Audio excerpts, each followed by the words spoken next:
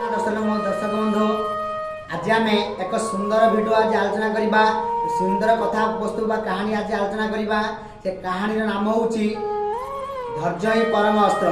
मनुष्यर धैर्य ही परम अस्त्र। ये कहानी की सुनिया पूर्व आगे मो चैनल को सब्सक्राइब कर, लाइक कर, तापर कहानी की मन देख सुन। अच्छा आम शुणा विषय नाटा कौन है ना धैर्य ही परम अस्त्र।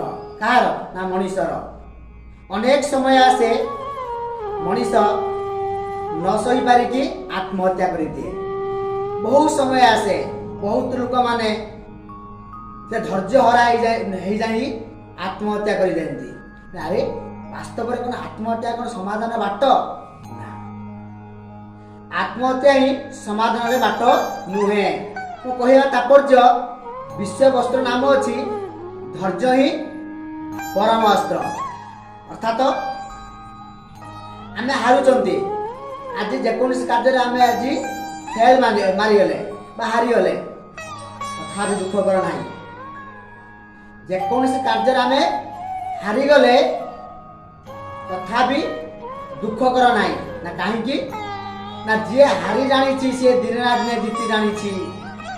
आज कहीं तुम हारिल ये जो जेकोसी कार्य आम कहीं आज हारिले से कारण टाक आम खोजिक बाहर करवा। यही कारण मु आज हारिली ता मान नुहे जे मु हारीगली माने मो जीवन रो हारीगली ये जीवन जीविका हारीगली बोझे ना। धैर्य धर अर्थात मु आज हारिबार कारण कौन हो पारे ये कारण टाक जी काढ़ी पारे एवं ताकू जे सुधारी पारे सी दिन ना दिने विजय लाभ कर। या पूर्व कही हारी जानी सी दिन ना दिन जीति जानी। अर्थात दर्शक बंधु माने तबे केबे धैर्य हराई जाओ ना, कारण धैर्य ये आम परम अस्त्र अमोघ अस्त्र। अरे कथार अच्छी परा पर्वत उपरे घर पड़ते पथर पड़े सही आम जानी जे पर्वत उपरे जी घर पड़े से पथर निश्चित भाव में पड़ो कि आम जानिकी आम दुख कहीं करवा ना। दुख करके भांगी पड़े तो समस्या समाधान बाटे हो जाए ना, कारण आम जानी दुख आसूची से दुख किपरि भाव में आम पाख धीरे धीरे चली आम से चेष्टा करवा। अर्थात धैर्य धरिक रहिबा। ए समय समय जिते खराब पड़ता है दर्शक बंधु माने ए मनुष्य को बहुत विपद आसी पहुंचे थाए। जिते समय भल आसी जाए पुणी से विपद बाट चली जाए। सेतिपाई केते मास केते दिन बा केते मास बा केते समय जाय थाए बा केते वर्ष जाय थाए दिन ना दिने तो सुख आसे।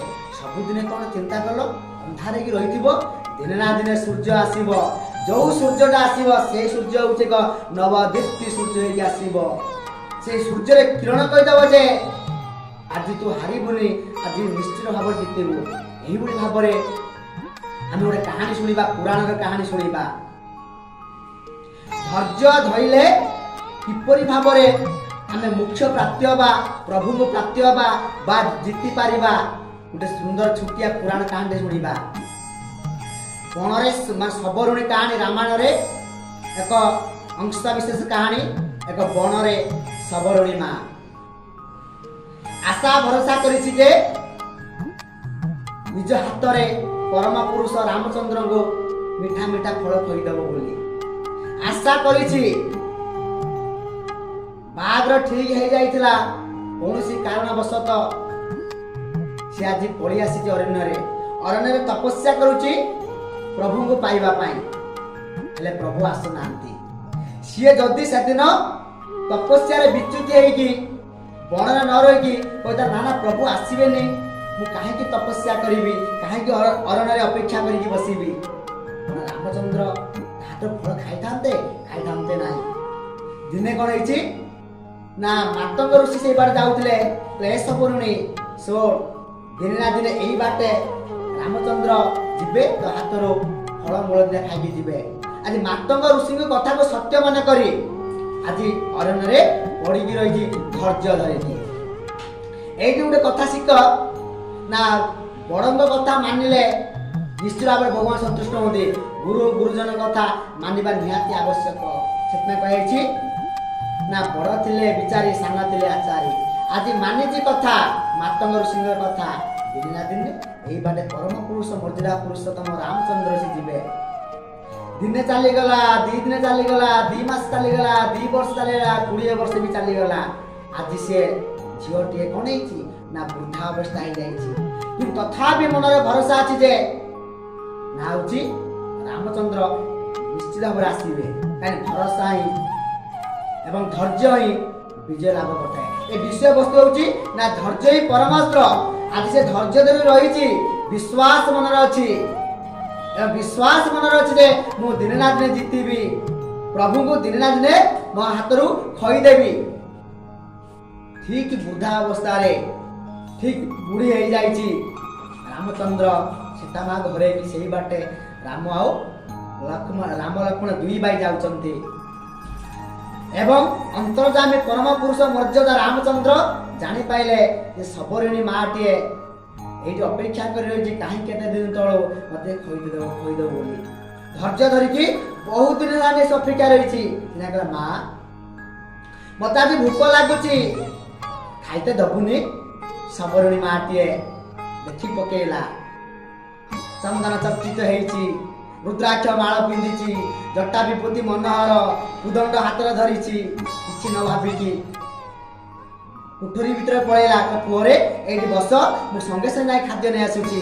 ଅନେକ ଫଳ ମୂଳ ତୁଳିକି ନେଇ ଆସିଲା। ତୁଳିକି ପ୍ରତ୍ୟେକ ଦିନ ସେ ତୁଳିକି ରଖେ, ହେଲେ ରାମଚନ୍ଦ୍ର ଆସନ୍ତି ନାହିଁ, କିନ୍ତୁ ଆଜି ଆସିଛନ୍ତି, ଆସି ରଖିଲା।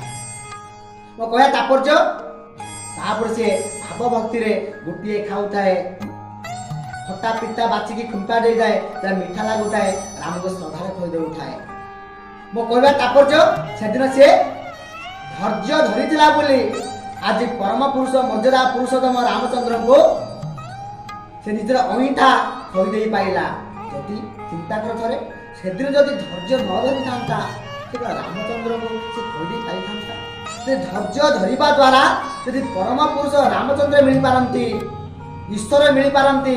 ଏହି ଦର୍ଶକ ବନ୍ଧୁମାନେ କେବେ ମନ ଦୁଃଖ କର ନାହିଁ। ବିପଦ ଆସିଛି, ବିପଦ ତା ବାଟେ ଟଳିଯିବ। ଏ ବିପଦକୁ ଯେମିତି ଆମେ ସମ୍ମୁଖୀନ ହେବା ନା କ'ଣ? ଧୈର୍ଯ୍ୟ। ଏ ଧୈର୍ଯ୍ୟ ଧରିଲେ ଆମେ ଦିନେ ନା ଦିନେ ଜୟଯୁକ୍ତ ହେଇପାରିବା।